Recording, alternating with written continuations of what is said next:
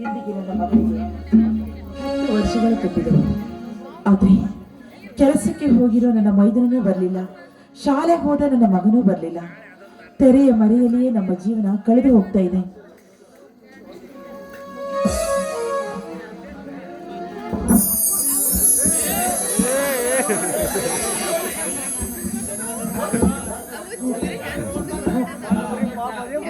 ಅಮ್ಮ, ಏನಪ್ಪ, ಶಾಲೆಗೆ ಹೋದವನು ಬರ್ಲಿಕ್ಕೆ ಯಾಕಪ್ಪ ಇಷ್ಟೊಂದು ಲೇಟು?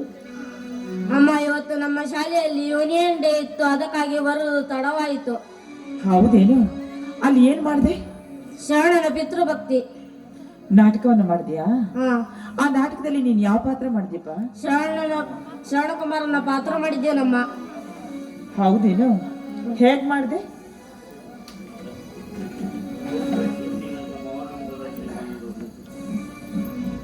ಅದಿಯಮ್ಮ, ಇಂದಿನ ಸಮಾರಂಭದಲ್ಲಿ ಒಂದು ನಾಟಕವಿತ್ತು. ಆ ನಾಟಕವನ್ನು ನೋಡುತ್ತಾ ಮನೆಗೆ ಬರಲಿಕ್ಕೆ ಮನಸ್ಸೇ ಬರಲಿಲ್ಲ. ಹೌದಾ? ಯಾವ ನಾಟಕ, ಯಾವ ಪಾತ್ರ ಅಂತ? ಶರಣನ ಪಿತೃಭಕ್ತಿ. ಅದರಲ್ಲಿ ನೀನ್ ಯಾವ ಪಾತ್ರ ಮಾಡಿದ್ಯಪ್ಪ? ಶರಣಕುಮಾರನ ಪಾತ್ರ ಮಾಡಿದ್ದೇನಮ್ಮ. ಹೌದು ಅತ್ತಿಗೆ, ಉಮೇಶ ಶ್ರಾವಣ ಕುಮಾರನ ಪಾತ್ರವನ್ನು ಚೆನ್ನಾಗಿ ಅಭಿನಯಿಸಿದ. ಎಲ್ಲರಿಂದಲೂ ಚಪ್ಪಾಳಿ ತಟ್ಟಿಸಿಕೊಂಡ.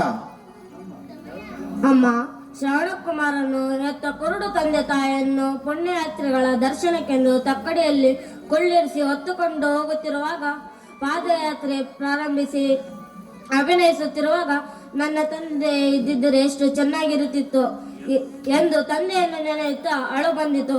ಆದರೆ ಏನು ಮಾಡುವುದು, ಆ ವಿಧಿಯು ನನ್ನ ತಂದೆಯನ್ನು ಕಿತ್ತುಕೊಂಡು ಬಿಟ್ಟಿತು, ನನ್ನನ್ನು ತಬ್ಬಲಿಯನ್ನಾಗಿ ಮಾಡಿಬಿಟ್ಟಿತು ಅಲ್ಲವೇನಮ್ಮ?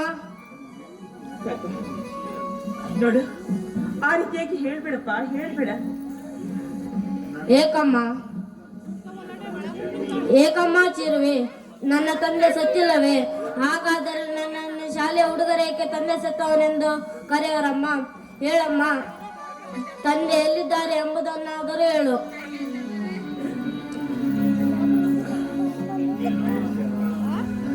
ಮಕ್ಕಳನ್ನು ಹೊಡೆದವರೇಕೆ ನನ್ನನ್ನು ಹೊಡೆಯವರಮ್ಮ? ಹೇಳಮ್ಮ, ನೀನು ಹೀಗೆ ಸುಮ್ಮನೆ ನಿಂತಿದ್ದರೆ ಪವಿತ್ರ ಗರ್ಭ ಧರಿಸಿದೆ, ಅಪವಿತ್ರ ಗರ್ಭ ಧರಿಸಿ ನನ್ನನ್ನು ನಡೆದಿರುವೆ, ಅದಕ್ಕೆ ನೀನು ಸುಮ್ಮನೆ ನಿಂತಿರುವೆ. ಉಮೇಶ, ಚೆನ್ನಾಗಿ ಮಾತನಾಡಿದೆವು. ನೀನು ಈ ರೀತಿ ಮಾತನಾಡಿದ್ದನ್ನು ಕೇಳಿದರೆ ನನ್ನ ಕರಳು ಕತ್ತರಿಸಿ ಹೋದಂತೆ ಭಾಷವಾಗುತ್ತು. ಉಮೇಶ, ನಿನ್ನ ತಾಯಿಯ ಬಗ್ಗೆ ಕೆಟ್ಟ ಶಬ್ದಗಳನ್ನು ಆಡಿದರೆ ಆ ದೇವರು ಎಂದೂ ಕ್ಷಮಿಸಲಾರನು. ನಿನ್ನ ತಾಯಿ ಅಗ್ನಿಯಷ್ಟೇ ಪವಿತ್ರಳು. ಅಂತ ತಾಯಿಗೆ ಬೇರೆಯವರ ಮಾತನ್ನು ಕೇಳಿ ಮಾತನಾಡಿರುವೆಯಲ್ಲ, ಇದೇನೋ ನೀನು ಶಾಲೆಯಲ್ಲಿ ಕಲ್ತಿದ್ದು? ಚಿಕ್ಕಪ್ಪ, ಹಾಗಾದರೆ ನನ್ನ ತಾಯಿ ಪವಿತ್ರಳಾದರೆ ನನ್ನ ಜೀವನದ ವೃತ್ತಾಂತವನ್ನೆಲ್ಲ ಏಕೆ ಹೇಳಲಿಲ್ಲಳು? ನೀವಾದರೂ ಹೇಳಿ ಚಿಕ್ಕಪ್ಪ. ಹೇಳುತ್ತೇನೆ ಉಮೇಶ, ನಿನ್ನ ಜನ್ಮದ ವೃತ್ತಾಂತವನ್ನು ಕೇಳು. ನಿನ್ನ ತಂದೆ ಹೆಸರು ಶಂಕರ, ನಿನ್ನ ಇನ್ನೊಬ್ಬ ಚಿಕ್ಕಪ್ಪನ ಹೆಸರು ಸುನೀಲ. ಮತ್ತು ಈ ಚಿಕ್ಕಪ್ಪನು ಸುನೀಲನು ಆತನ ದುಷ್ಟ ಕೃತ್ಯಗಳ ಮೋಸದ ಸುಳಿವಿನಲ್ಲಿ ಸಿಲುಕಿ ನಿರಪರಾಧಿಯಾದ ನಮ್ಮನ್ನು ನಿಮ್ಮ ತಂದೆ ಅಪವಾದದ ಹೊರಿವರಿಸಿ ಮನೆ ಬಿಟ್ಟು ಹೊರ ಹಾಕಿದ. ಚಿಕ್ಕಪ್ಪ, ಹಾಗಾದರೆ ನನ್ನ ತಾಯಿಯ ಕೊರಳಲ್ಲಿ ಮಾಂಗಲ್ಯವೇಕೆ ಕಂಗೊಳಿಸುತ್ತಿಲ್ಲ? ಉಮೇಶ, ನಿನ್ನ ತಂದೆ ಜೀವಂತ ಇರುವಾಗಲೇ ಮನೆ ಬಿಟ್ಟು ಹೊರಡುವ ಮುನ್ನ ನಿನ್ನ ತಾಯಿಯ ಕತ್ತಲಿರುವ ಮಾಂಗಲ್ಯವನ್ನು ಕಿತ್ತುಕೊಂಡು ಇದ್ದು ಸ್ವತಂತ್ರನಾಗಿದ್ದಾನೆ. ಉಮೇಶ, ಇದ್ದು ಸ್ವತಂತ್ರನಾಗಿದ್ದಾನೆ. ಉಮೇಶ, ನನಗೊಂದು ಮಾತು ಕೊಡುವಿಯಾ? ಅದು ಯಾವ ಮಾತು ಹೇಳಿ ಚಿಕ್ಕಪ್ಪ, ನಡೆಸಿಕೊಡುವೆ. ಉಮೇಶ, ಅದು ನಿನ್ನ ತಂದೆ ಕಿತ್ತುಕೊಂಡ ಮಾಂಗಲ್ಯವನ್ನು ನಿನ್ನ ಸ್ವತಃ ನಿನ್ನ ಸದ್ಬುದ್ಧಿ ಚಾತುರ್ಯತೆಯಿಂದ ಮತ್ತೆ ನಿನ್ನ ತಂದೆಯ ಕೈಯಿಂದ ನಿನ್ನ ತಾಯಿ ಕುತ್ತಿಗೆ ಕಟ್ಟಿಸಬೇಕು.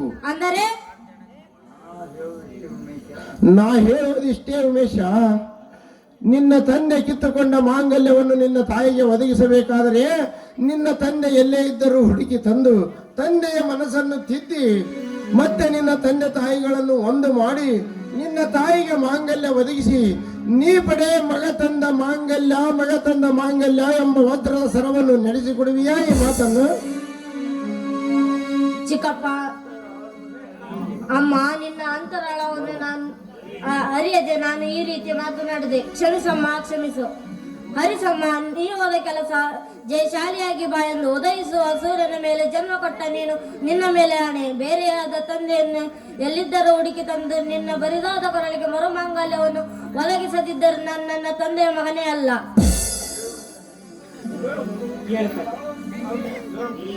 ನೀನು ಹೋದ ಕೆಲಸ ಜಯಶಾಲಿಯಾಗಿ ಬಾ. ಅಮ್ಮ, ಚಿಕ್ಕಪ್ಪ ಒಂದು ಮಾತು ಹೇಳಿದ್ದರು, ಸಾಹುಕಾರನೇ ನನ್ನ ಚಿಕ್ಕಪ್ಪನೇ. ಹೌದಪ್ಪ, ನೋಡು ಸುನೀಲ ನಿನ್ನ ಚಿಕ್ಕಪ್ಪ, ಅವರ ಮನೆಯಲ್ಲಿ ಕೆಲಸದ ಆಳಾಗಿ ದುಡಿತಾ ಇದ್ದಾರಲ್ಲ, ಅವರೇ ಕಾಣಪ್ಪ ನಿನ್ನ ಅಜ್ಜ. ಇದೇನು ಹೇಳುತ್ತಿರುವೆ ಅಮ್ಮ? ಆ ಮನೆಯಲ್ಲಿ ಕೆಲಸ ಮಾಡುತ್ತಿರುವವನೇ ನನ್ನ ಅಜ್ಜನಾದರೆ ಆತನನ್ನು ಸರಲಿಕ್ಕೆ ನಿನ್ನಿಂದ ಆಗಲಿಲ್ಲವೇ? ಇಲ್ಲ ಮಗ, ಆ ನಿನ್ನ ಅಜ್ಜ ಅರ್ಥಾತ್ ನನ್ನ ತಂದೆ. ಕರೆಯಲಿಕ್ಕೆ ಹೋದರೆ ಹುಟ್ಟಿದ ಮನೆ ಬಿಟ್ಟು ಬರುವುದಿಲ್ಲ ಎಂದು ಖಡಾಖಂಡಿತವಾಗಿ ಹೇಳಿಬಿಟ್ಟ ನನ್ನ ತಂದೆ.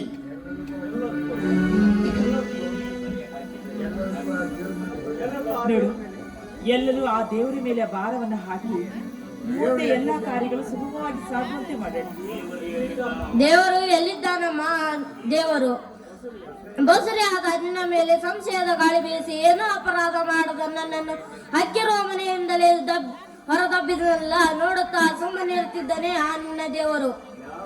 ಯಾರೋ ದುಡಿದಿಟ್ಟ ಆಸ್ತಿಯನ್ನು ತನಗೆ ಬೇಕಾದಂತೆ ಉಪಯೋಗಿಸಿಕೊಂಡು ಬೊಜ್ಜು ಬೆಳೆಸಿಕೊಂಡು ಹಂಸತೋಲ ಕಾಪ್ತಲದ ಮೇಲೆ ಮಲಗಿದ ಚಿಕ್ಕಪ್ಪನಿಗೆ ಸುಮ್ಮನೆ ಬಿಡುತ್ತಿದ್ದಾನೆ ಆ ನಿನ್ನ ದೇವರು. ಸಕಲೈಶ್ವರ್ಯದ ಮಧ್ಯದಲ್ಲಿ ನಿನಗೆ ಈ ಹರಕಲ ಬಟ್ಟೆ, ಅವರಿಗೆ ರೇಷ್ಮೆಯ ಬಟ್ಟೆ.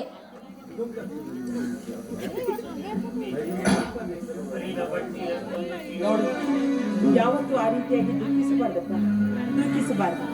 ಯಾಕೆ ಗೊತ್ತಾ, ಹರಿದ ಬಟ್ಟೆಯನ್ನ ಹಾಕೊಂಡು ಅದೆಷ್ಟೋ ಜನ ಕಷ್ಟಪಡ್ತಾ ಇದ್ದಾರೆ. ಹಿಂದೆ ಕಿತ್ತೂರ ರಾಣಿ ಚೆನ್ನಮ್ಮ, ಒನಕೆ ಓಬವ್ವ ಇವರೆಲ್ಲ ಅದೆಷ್ಟೋ ಕಷ್ಟವನ್ನ ಪಟ್ಟಿದ್ದಾರೆ ಅಂದಾಗ ಅಂತವರ ಮುಂದೆ ನಮ್ಮ ಕಷ್ಟ ಏನಪ್ಪ? ಅಮ್ಮ, ಇಂತಹ ಸಂಪ್ರದಾಯಗಳಿಗೆ ಭಾರತಮ್ಮನ ನೆಲದಲ್ಲಿ ಅನ್ಯಾಯ ಅತ್ಯಾಚಾರ ಮಾಡುವ ಲಂಚಗೊಳಿತಗಳು ಮನೆ ಮಾಡಿಕೊಂಡು ದೇಶದ ಮರ್ಯಾದೆಯನ್ನೇ ಹರಾಜು ಹಾಕುತ್ತಿದೆ. ಅಮ್ಮ, ಶ್ರೀಮಂತರೆನಿಸಿಕೊಂಡವರು ಒಬ್ಬರಿಗೆ ಮೇಲೆ ನಿಂತು ಅಟ್ಟಹಾಸದಿಂದ ತಿಂದು ತೇಗಿ ಹೋಗಿದ ಎಂಜಲಿಗಾಗಿ ಕೆಳಗೆ ಬಿದ್ದ ಎಲೆಯಿಂದ ಅನ್ನದ ಅಗಳಿಗಾಗಿ ಹೋರಾಡಿ ಸಾಯುವ ಕರುಣಾಚಲ ಕತೆ ಕೇಳುವವರು ಯಾರು ಇಲ್ಲವೇನಮ್ಮ?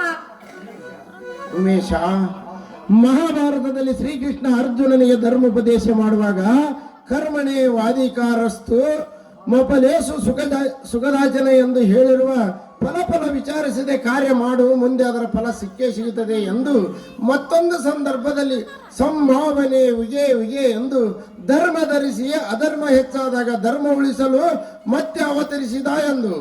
ಶ್ರೀಕೃಷ್ಣ ಮತ್ತೆ ಅವತರಿಸಬಲ್ಲದೆ ಚಿಕ್ಕಪ್ಪ? ಯಾಕಾಗಬಾರದು? ಮಹಾತ್ಮ ಗಾಂಧಿ, ಡಾ ಅಂಬೇಡ್ಕರ್ ಮೊದಲಾದ ಮೋಹನ್ ಸತ್ಯಕ್ಕಾಗಿ ದೇಶದ ಸ್ವತಂತ್ರಕ್ಕಾಗಿ ಹೋರಾಡಲಿಲ್ಲವೇ? ಆದರೆ ಗೋಮುಖ ವ್ಯಾಘ್ರಗಳ ಕೈಗೆ ಸಿಕ್ಕು ಸ್ವತಂತ್ರದ ಫಲವನ್ನು ಬೇಕಾಬಿಟ್ಟಿಯಾಗಿ ಹಾಳು ಮಾಡುತ್ತಿದ್ದಾರೆ. ಉಮೇಶ, ಇರ್ಲಿ ಬಾ, ಶಾಲೆಯಿಂದ ಬಂದು ಬಹಳ ಹೊತ್ತಾಯ್ತು, ಮೊದಲು ಊಟ ಮಾಡುವಂತಿ. ಆಗಲಿ ನಿಮ್ಮ ಇಚ್ಛೆಯಂತೆ. ತಂದೆಯನ್ನು ಹುಡುಕಿ ತಂದು ಮುಂದಿನ ಕಾರ್ಯ ಕೈಗೊಳ್ಳುವೆ. ಚಿಕ್ಕಪ್ಪ, ಈತನೇ ನನ್ನ ತಂದೆ ಎಂದು ಕಂಡು ಹಿಡಿಯುವುದು ಹೇಗೆ? ಉಮೇಶ, ಊಟ ಮಾಡಿದ ನಂತರ ಎಲ್ಲ ವಿವಸ್ತರವಾಗಿ ಹೇಳ್ತೇನೆ, ಬಾ ಹೋಗೋಣ. ಬಾರೆ.